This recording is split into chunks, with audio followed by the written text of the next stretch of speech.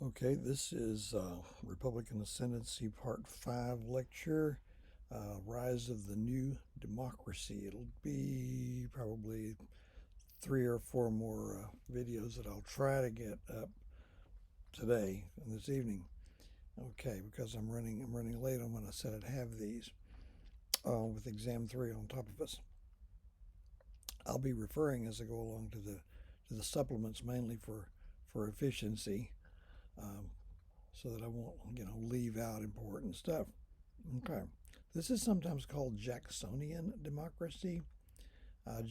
President Andrew Jackson, was certainly the beneficiary of it. Maybe he was the catalyst of it, but since he didn't create it, and it probably would have come about even without him, I prefer to call it the new democracy. A textbook we used a few years back called it the rise of white men's democracy, and that was a bit over the top. You take it a step at a time. If this stuff comes along a step at a time, and eventually you get there, as if they should have somehow just leaped through time to the values of a more modern era. Okay. Um, The attitude toward democracy at the time of the founding was quite negative among the Constitution writers. They saw democracy as a necessary threat. It was dangerous, but it was necessary. You had to have some democracy to legitimize the government, but its usefulness had to be viewed in light of its of the threat it posed. It's like fire. Fire can cook your food. Fire can burn your house down. So the Constitution does not contain a whole lot of democracy. So they thought of democracy as sort of a code word for mob rule. But I want to put it in a longer perspective. Um, we start with the default form of government for pretty much the whole human race on all continents, all races, etc., for thousands of years. And that, just smoothing out the differences, we would call monarchy. Literally rule by one person, probably one who inherited the position. And let's just say by a king, a queen, an emperor, an empress, something like that. Those are monarchies. But we're not going to fine tune that or unpack it very much. Now, if you're under a real monarchy where the king has real power, you had no voice in selecting that person. It's just the luck of the draw, the ability, the ethics, any of that stuff. Is you just have to take what you get. Furthermore, in a monarchy, there are few, if any, legal limitations on the power of the monarch. So the monarch can do pretty much what he or she wants to do within physical reason. Now, if the power of the monarch, or of any form of government for that matter, is unlimited, that means that you have no rights that the government or the monarch is bound to respect. So that's a drawback, along with the fact that that it tends to produce arbitrary rule, unpredictable. They're making it up as they go along. Okay. Another feature is going to be a social hierarchy. All right. They stratified. The society is stratified into ranks, with the few at the top and the many at the bottom. And the closer you are to the top, the more you have rights and privileges and protections denied to the common people. So, um, sometimes kings are called sovereigns because they outrank everyone else. Something is sovereign if a government is sovereign if no higher authority exists within its physical boundaries. So that's where we're coming from. That's the background. Okay. Um, the republic is the great liberal advance, liberal in a good sense, over over monarchy. For a long time, until in fact the American experiment came along, the word republic was applied to any political system that did not have a king. If it doesn't have a king, it's a republic. Ancient Rome, prior to the founding of the empire in the first century, was a republic. It had a ruling class um, of high-ranking families in Rome, the heads of which comprised the Senate. Wasn't elected, but they didn't have a king. They dumped their last king in about 600 BC. We don't have time for that. Okay, the word republic comes from two Latin words, res publica, which literally mean a public thing.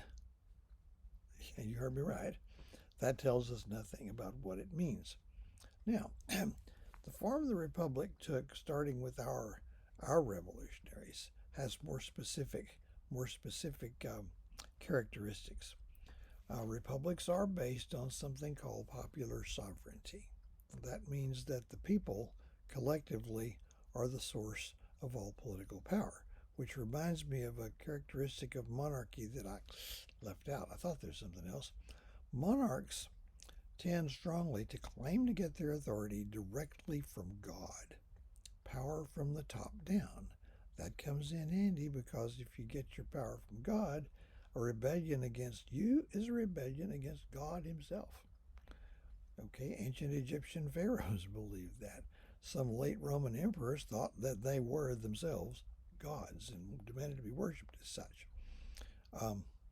In Western Europe during medieval times, the king officially becomes the king at the coronation or crowning ceremony, where the crown is ceremonially placed on his head by the highest ranking available church official, who also anoints the king. They got that from the Old Testament and the Bible.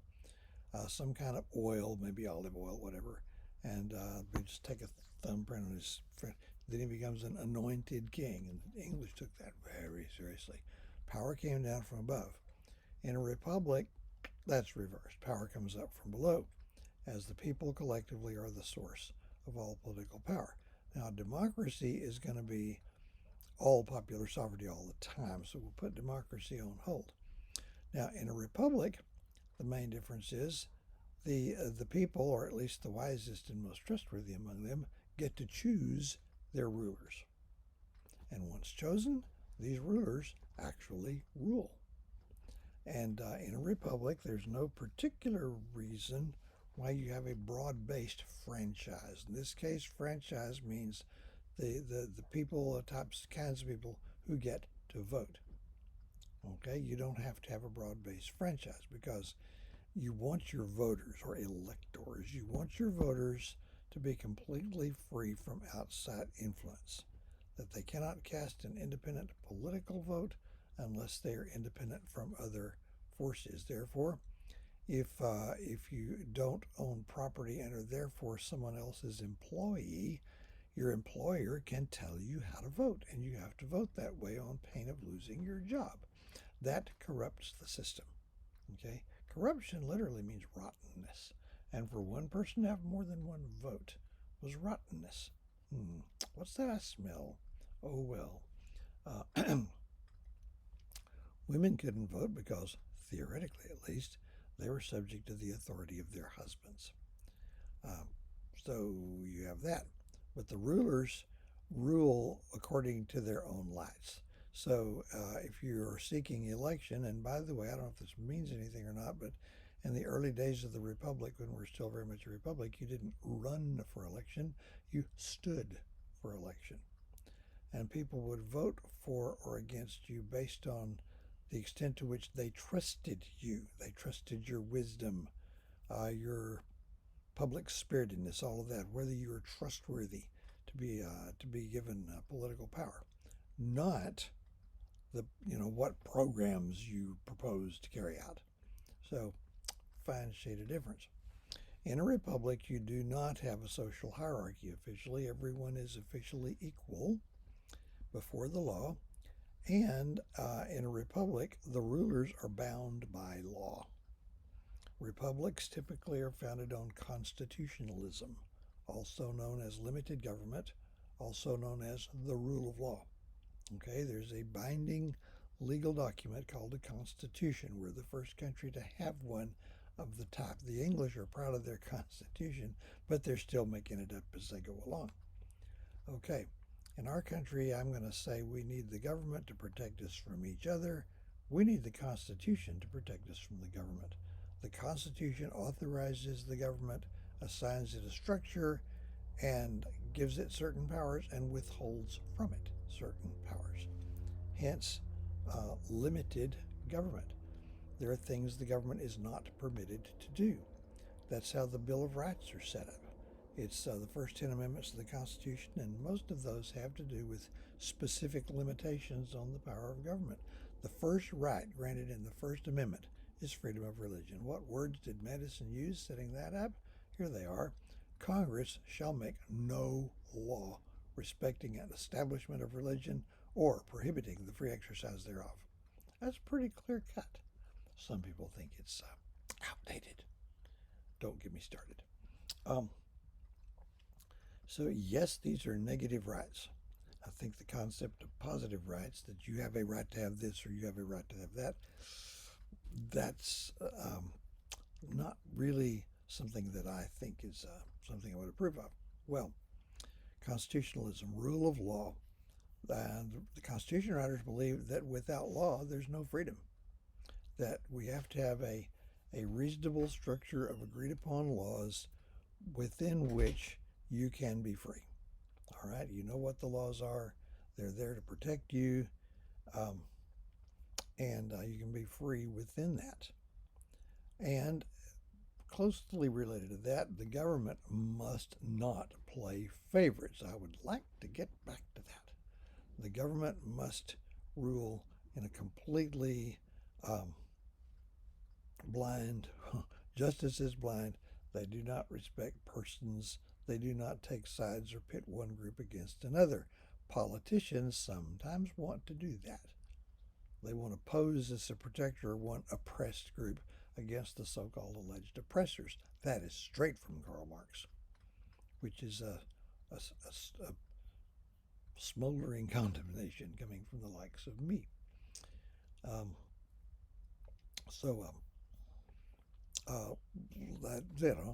At this point, I usually pose the question: what's the difference between just a brawl and a football game? Rules. Rules are the difference. Football games are violent, but they're played according to rules. What if the officials thought it was their job to make sure every game ended in a tie so nobody got their feelings hurt? We'd lose interest pretty fast. So the government must be a completely impartial referee, and anything you can do as you go through life to move us back in that direction is very well worth doing. Okay, so you have constitutionalism, also known as rule of law, limited government. Our rights are protected by there being certain things the government is not allowed to do to us. Okay, now check the supplement for more on that. I'm going to move on to democracy. The word democracy comes from two Greek words which can either be the people rule or rule by the people. And democracy is all popular sovereignty all the time. Democracy comes in two basic forms: direct or pure democracy and representative democracy.